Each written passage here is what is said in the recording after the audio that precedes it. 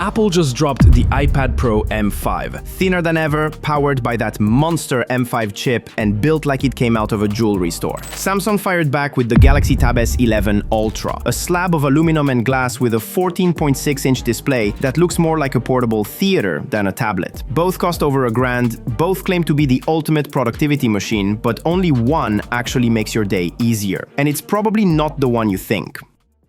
What surprised me the most was the S11 Ultra's display. Samsung went all in with a 14.6-inch dynamic AMOLED 2X display, while Apple's iPad Pro M5 sits at 13 inches. That 1.6-inch difference doesn't sound like much, until you're editing a video and realize you can finally see your entire timeline without feeling like you're playing Tetris. Samsung's panel hits 120Hz HDR10+ and peaks around 1600 nits, bright enough to actually use outdoors where most tablets just turn into mirrors. Apple's M5 brings its Ultra Retina Tandem OLED, also at 120Hz, with slightly higher 1800 nit peak brightness. Apple's color accuracy is unbeatable. True whites, balanced tones, and zero ghosting. You can tell the display is tuned by perfectionists, but Samsung's panel hits back with contrast. The blacks are true black, the saturation richer, and HDR movies just look cinematic. So in pure image quality, Apple's got the edge, but that extra real estate on Samsung, that extra 1.5 inches doesn't sound like much, but when you're editing video, reviewing documents, or managing multiple windows, it feels better.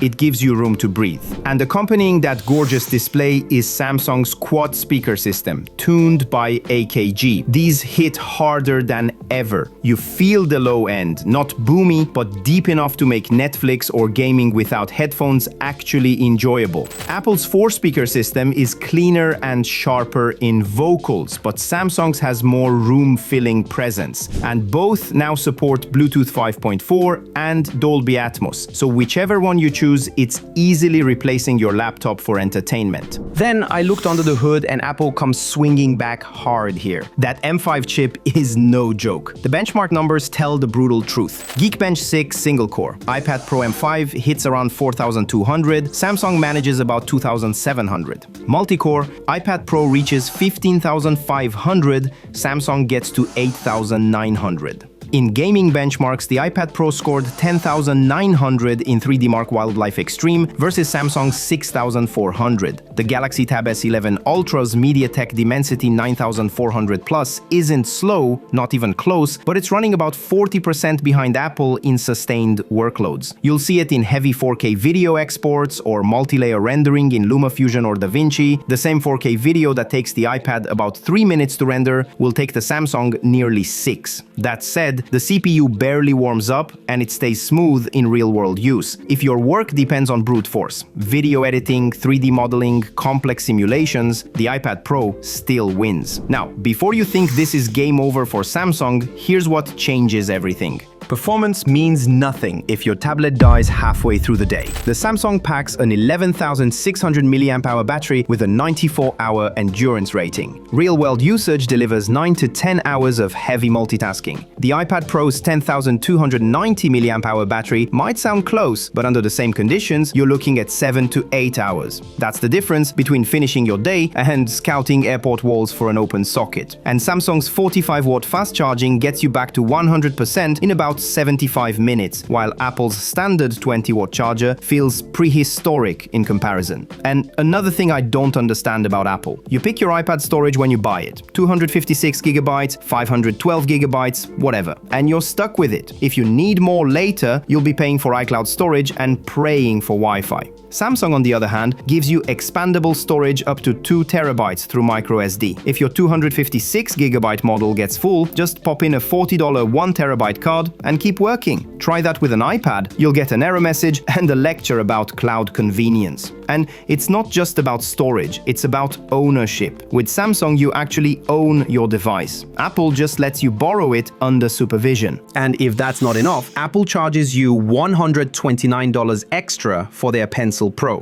Samsung includes the S Pen in the box, no extra cost. This is about the philosophy. Samsung assumes you'll want to draw, take notes, and be creative. Apple assumes you'll pay extra for the privilege. If you're still with me so far and you're finding this breakdown helpful, hit the like button and give this video a hype. It helps more people like you find honest, no-fluff reviews that actually tell it straight. Now, let's talk about something nobody mentions in tablet reviews: real-world durability. The Samsung has IP68 water resistance.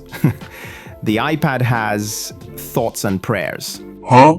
Spill coffee on the Samsung, you rinse it off and keep working. Spill coffee near the iPad and you'll be looking up replacement prices before it dries. These are tablets designed for use, not just display stands. And when I'm spending over $1,000, I'd like to have that peace of mind. But that peace of mind is quickly shattered when we take a look at the software. And here we hit the philosophical difference. iPadOS is sleek, stable, and packed with tablet-optimized apps. If you're deep in Apple's ecosystem, iPhone, Mac, AirPods, it all syncs beautifully. Your productivity goes through the roof. But most people don't need a tablet version of every app anymore. Web apps, cloud tools, and cross-platform software handle most of it just fine. That's where Samsung's DeX mode becomes a game changer. It turns your tablet into a full desktop. Multiple windows, desktop-class browsing, file management that actually works. You can write documents, manage spreadsheets, and handle serious productivity tasks. You can even connect a monitor and use up to 4 separate desktops. Now here's a challenge for you. Try moving a file from downloads to documents on iPadOS. Yeah, you'll understand why people end up emailing things to themselves. DeX isn't a gimmick. It's Samsung's quiet rebellion against Apple's walled garden. When it comes to cameras, the iPad Pro M5 sticks with a single 12-megapixel wide lens and Apple's LiDAR scanner for depth and AR accuracy. The Galaxy Tab S11 Ultra gives you two, a 13-megapixel main and an 8-megapixel ultra-wide, plus a 12-megapixel front that's also ultra-wide. In real use, the iPad's shots look cleaner and more natural. Apple's color science still leads, especially with skin tones and low light. Samsung pushes saturation a bit harder, but it's great for video calls or quick social content. Apple's TrueDepth camera still beats it for background separation and Face ID reliability, but its field of view feels tighter. That makes me think, is the price worth it then? The base Galaxy Tab S11 Ultra costs $1,129 with 256GB storage and includes the stylus. The base iPad Pro M5 costs $1,299 for 256GB and you'll pay another $129 for the Apple Pencil Pro. That's $170 more for less screen space, shorter battery life, and no expandable storage. But here's what really matters. The one thing Samsung does better isn't about power, it's about priorities. They built a tablet that works the way people actually live. Apple built one for the spec sheet, Samsung built one for the real world. And here's the thing, even though the S11 Ultra wins daily usability, a lot of people still call it a downgrade. And honestly, they're not entirely wrong. So before you decide, watch my deep dive on the S11 Ultra where I break down what Samsung nailed and where they completely messed it up.